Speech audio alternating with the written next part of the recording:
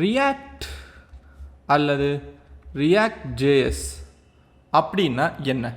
ரியாக்டோட வெப்சைட்டுக்கு போகலாம். reactjs.orgன்னு கூகுளில் சர்ச் பண்ணுங்கள் அல்லது நேரடியாக உங்கள் ப்ரௌசர் அட்ரஸில் கொடுங்க. இந்த வெப்சைட் ஓப்பன் ஆகும். இங்கே என்ன போட்டிருக்கு பாருங்கள். ரியாக்டுக்கு அர்த்தம், ரியாக்ட்னா ஒரு ஜாவா ஸ்கிரிப்ட் லைப்ரரி. அது யூசரோடைய இன்டர்ஃபேஸஸ் எல்லாத்தையும் உருவாக்கத்துக்கு பயன்படும். யூசர் இன்டர்ஃபேஸஸ்னால் இப்போ நீங்கள் பார்க்குற வெப்சைட் மாதிரி ஒரு தோற்றத்தை உங்களுக்கு கொடுக்கறதுக்கு.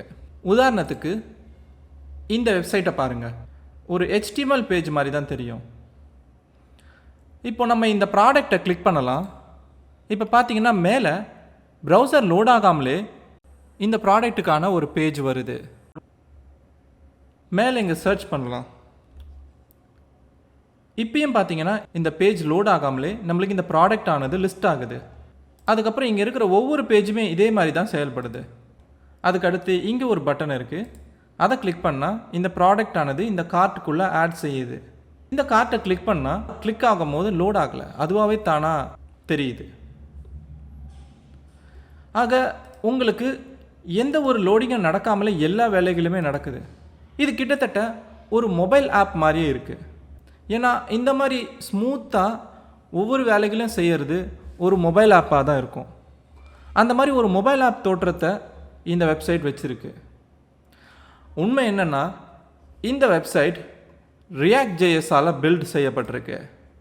இந்த வெப்சைட் மட்டும் இல்லை, இன்னும் இந்த மாதிரி பிரபலமான நிறைய வெப்சைட், உதாரணத்துக்கு ஃபேஸ்புக், இன்ஸ்டாகிராம், நெட்ஃப்ளிக்ஸ், இந்த மாதிரி பல வெப்சைட்கள் ரியாக்ட் ஜேஎஸால் உருவாக்கப்படுது. இதனால தான் இந்த ரியாக்ட் ஜேஎஸ் ஒரு ஜாவா ஸ்கிரிப்ட் லைப்ரரின்னும் அது யூசரோடைய இன்டர்ஃபேஸஸ்களெல்லாம் உருவாக்குறதுக்கு பயன்படுதுன்னும் இங்கே போட்டிருக்கிறாங்க. ட்ரெடிஷ்னல் HTML வெப்சைட் அப்படிங்கிறது இது வரைக்கும் நம்மளுடைய இந்த இன்டர்நெட் உலகம் ஒரு HTML வெப்சைட்டை எப்படி நம்மளுக்கு ப்ரௌசரில் லோட் பண்ணியிருக்கு. ப்ரௌசர் அந்த வெப்சைட்டோடைய சர்வருக்கு ஒரு ரிக்வெஸ்ட்டை அனுப்போம். அந்த ரிக்வெஸ்ட்டுக்கு இந்த சர்வர் அதுக்கு தேவைப்படுற ரெஸ்பான்ஸை கொடுக்கும். அதாவது அந்த HTML பேஜை இந்த சர்வர் கொடுக்கும். ஒருவேளை திரும்பவும் ஒரு பேஜ் வேணும்னா இந்த ப்ரௌசர் அந்த பேஜுக்கான ரிக்வெஸ்ட்டை கொடுக்கும். மறுபடியும் அந்த ரிக்வெஸ்ட்டுக்கான HTML பேஜ் என்னவோ அதை இந்த வெப்சைட் சர்வர் அனுப்பும். ப்ரௌசர் அந்த ரெஸ்பான்ஸை லோட் பண்ணி கொண்டு வரும். இப்படி ஒவ்வொரு வாட்டி கொண்டு வரதால தான் நம்ம ப்ரௌசர் லோட் ஆகிறத பார்க்குறோம். இப்போ நான் இந்த சைட்டில் இந்த லிங்கை கிளிக் பண்ணும்போது எனக்கு லோட் ஆகுது, திரும்பவும் எனக்கு லோட் ஆகுது.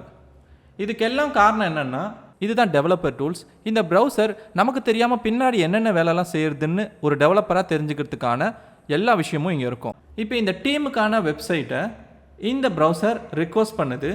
அதுக்கப்புறமா இந்த சர்வர், கிட்டப்போடைய சர்வர் அந்த டீம்ன்ற பேஜுக்கு ரெஸ்பான்ஸ் டேட்டாவை அனுப்புது. அது ஒரு HTML. அந்த HTML தான் இங்கே நீங்கள் பார்க்குற இந்த HTML. இப்படி ஒவ்வொரு வாட்டியும் ப்ரௌசர் ஒரு பேஜுக்கு ரிக்வெஸ்ட் கொடுக்கும்போது இங்கே ப்ரௌசர் லோட் ஆகிட்டே இருக்கும். இப்படி தான் ஒரு பேஜையும் நீங்கள் ப்ரௌசரில் பார்க்குறீங்க. ரியாக்ட் ஜேஎஸ் வெப்சைட் எப்படி வேலை செய்யணும்னா, முதல் தடவை நம்ம ப்ரௌசர் வெப் சர்வருக்கு ஒரு ரிக்வெஸ்ட்டை அனுப்போம். அப்போது முதல் தடவை மட்டும் இந்த வெப்சைட் ஒரு ரெஸ்பான்ஸ் அனுப்பும், ஒரு HTML பேஜ், சில ஜாவா ஸ்கிரிப்ட் ஃபைல்களும் வந்திருக்கும். இதுக்கப்புறம் மறுபடியும் நம்ம வேறு ஒரு பேஜை கேட்கும்போது இந்த ப்ரௌசர் திரும்ப ஒரு ரிக்வெஸ்ட்டை இந்த வெப் சர்வருக்கு அனுப்பாது. அதுக்கு பதிலாக இந்த HTML பேஜுக்குள்ளே இருக்கிற ஜாவா ஸ்கிரிப்ட் அதுக்கு தேவையான டேட்டாலாம் என்னவோ அதுக்கான ரிக்வெஸ்டெல்லாம் அனுப்பி அந்த ரெஸ்பான்ஸை சர்வர்கிட்டேருந்து வாங்கிக்கிட்டு இருக்கோம். ஆக இந்த ப்ரௌசர் லோட் ஆகிற விஷயங்கிறது திரும்ப நம்மளுக்கு நடக்கவே நடக்காது. ஏன்னா இந்த ஜாவா ஸ்கிரிப்ட் தனக்கு தேவையான டேட்டாவை திரும்ப கேட்டுக்கிட்டே இருக்கும். அதுக்கான ரெஸ்பான்ஸ் இந்த வெப் சர்வர் அனுப்பிச்சிக்கிட்டே இருக்கும்.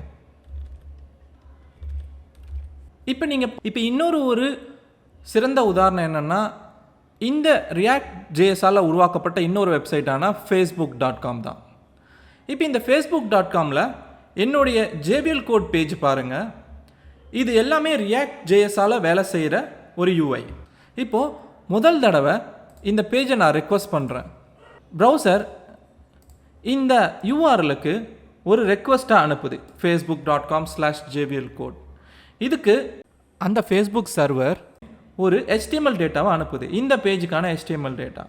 அதெல்லாம் சேர்ந்து தான் இங்கே நீங்கள் ப்ரௌசரில் ஒரு யூஐயாக பார்க்குறீங்க, HTML யூஐயாக. இப்போது இதுக்கு அடுத்து வர ஒவ்வொரு ரிக்வஸ்ட்டையும் அது இந்த மாதிரி ப்ரௌசர் லோடாகி எடுத்துகிட்டு வராது. இப்போ உதாரணத்துக்கு பாருங்கள், இந்த மெனுவை நான் கிளிக் பண்ணுறேன், இந்த பேஜுக்கான மெனு.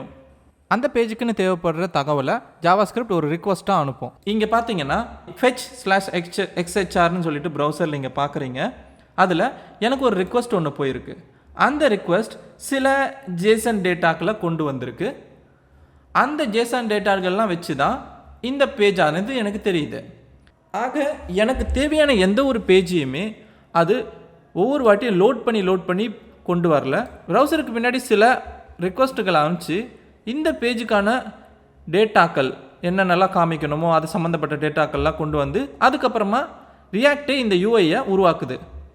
ஆக மொத்தமாக சில யூஐ வேலைகளை ரியாக்டை எடுத்துக்கிட்டு அதுக்கு தேவையான தகவலுக்கு மட்டும் சர்வர்கிட்ட ரெக்வஸ்ட் அனுப்பிச்சு சில தகவல்களை வாங்கிக்குது. இப்படி தான் ஒரு React.js வெப்சைட் வேலை செஞ்சுக்கிட்டு இருக்கு. ஆக இப்போ உங்களுக்கு ஏன் இவங்க இந்த React.js ஒரு ஜாவாஸ்கிரிப்ட் லைப்ரரி அது யூஐயை உருவாக்குறதுக்காக பயன்படுது அப்படின்னு போட்டிருக்காங்கன்னு புரிஞ்சிருக்கோன்னு நினைக்கிறேன். இப்போ React.jsல ஒரு ப்ராஜெக்டை எப்படி உருவாக்குறதுங்கிறத அடுத்த வீடியோவில் பார்க்க போகிறோம்.